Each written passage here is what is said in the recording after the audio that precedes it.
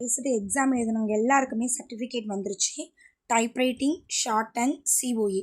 இப்போ ஆனால் நம்ம வந்து கம்ப்யூட்டர் பேஸ்டு எக்ஸாம் தான் பார்க்குறோம். Computer and office automation COA.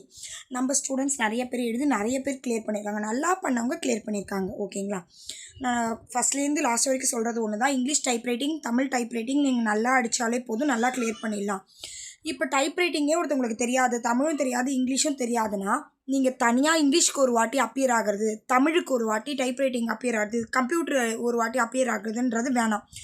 இது மூணுமே சேர்த்த மாதிரி உங்களுக்கு ஒரே சர்டிஃபிகேட். இங்கே பாருங்கள், typewriting English senior great 46 words per minute, 45 words per minute நீங்கள் தாங்கினாலே உங்களுக்கு சீனியர் கிரேடுன்னு வந்துடும். சப்போஸ் நீங்கள் 50 to 55 வேர்ட்ஸ் பர் மினிட் அடிச்சிங்கன்னா இங்கே உங்களுக்கு ஹை ஸ்பீட் கிரேடுன்னு வந்துடும். Tamil typewriting junior great 31 words per minute. ஓகேங்களா? 31 வேர்ட்ஸ் பர் மினிட் அடிச்சிருக்கிறதுனால தான் உங்களுக்கு ஜூனியர் கிரேட் வந்திருக்கு. சப்போஸ் இங்கே 35 வேர்ட்ஸ் பர் மினிட் அடிச்சிருந்தாங்கன்னா தமிழ் சீனியர் கிரேடுன்னு உங்களுக்கு சர்டிஃபிகேட் வந்துடும். இப்போ வந்து இந்த கேண்டிடேட் தனியாக ஒரு வாட்டி இங்கிலீஷ் டைப்ரைட்டிங்ஸ் போகணுன்ற அவசியம் இல்லை. இதுலேயே அவங்க சீனியர் கிரேட் கவர் ஆகிடும். தமிழ் ஜூனியர் இதை கம்ப்ளீட் பண்ணிட்டாங்க. தமிழ் சீனியர் வேணால் டைப்ரைட்டிங் அப்பியர் ஆகி போய்க்கலாம்.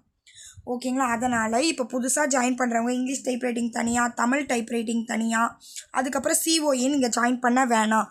டைப்ரைட்டிங்கை விட இதுக்கப்புறம் வரப்போகிறதுக்கு சிஓஏ தான் முக்கியமாக ப்ளே பண்ணும். Computer and office automation.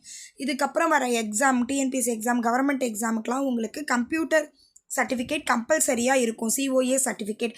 அப்படி நீங்கள் ஜாப் வாங்கிட்டு போனவங்களையுமே இப்போ நம்ம இன்ஸ்டியூட்லேயும் நிறைய பேர் படிக்கிறாங்க, ஆல்ரெடி ஒர்க்கிங்கில் இருக்காங்க, படிக்கிறாங்க. ஏன்னா அவங்களுக்கு 6 month 1 year பீரியட் கொடுத்துருக்காங்க அதுக்குள்ளே கம்ப்ளீட் பண்ணணும்னு. அதனால் இப்போ வந்து எதுவுமே எனக்கு தெரியாது, நான் கவர்மெண்ட் எக்ஸாமுக்கு ப்ரிப்பேர் பண்ணுறேன், கிரெடிட் மார்க்ஸ்க்காக தான் படிக்கிறேன் அப்படின்றவங்க கம்பல்சரி சிஓஏ கோர்ஸ் பண்ணுங்கள். இப்போ நோட்டிஃபிகேஷன் வந்துருச்சு. நவம்பர் மந்த்து தான் எக்ஸாம். அதுக்கான அப்ளையிங் பீரியட் உங்களுக்கு ஆகஸ்ட் 17 முடியுது. ஓகேங்களா? அதுக்குள்ளே சீக்கிரமாக அப்ளை பண்ணுறவங்களுக்கு மட்டும்தான் நவம்பர் எழுத முடியும். சப்போஸ் இந்த டைமை மிஸ் பண்ணிட்டீங்கன்னா அதுக்கும் அடுத்த இயர் ஏப்ரல் கிட்ட தான் உங்களுக்கு நோட்டிஃபிகேஷன் வரும். அடுத்த எக்ஸாம் மே கிட்ட தான் இருக்கும். அதனால் வந்து இப்போ இந்த வாய்ப்பை பயன்படுத்திக்கோங்க. நம்மக்கிட்ட ஆன்லைன் கிளாஸ், ஆஃப்லைன் கிளாஸ் உண்டு. எக்ஸாமுக்கும் நம்ம அப்ளை பண்ணி தரோம்.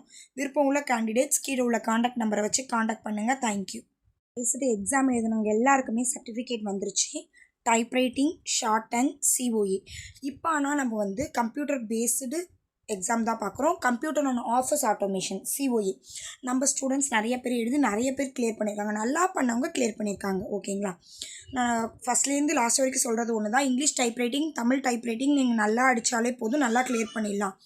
இப்போ டைப்ரைட்டிங்கே ஒருத்தவங்களுக்கு தெரியாது, தமிழும் தெரியாது, இங்கிலீஷும் தெரியாதுன்னா நீங்கள் தனியாக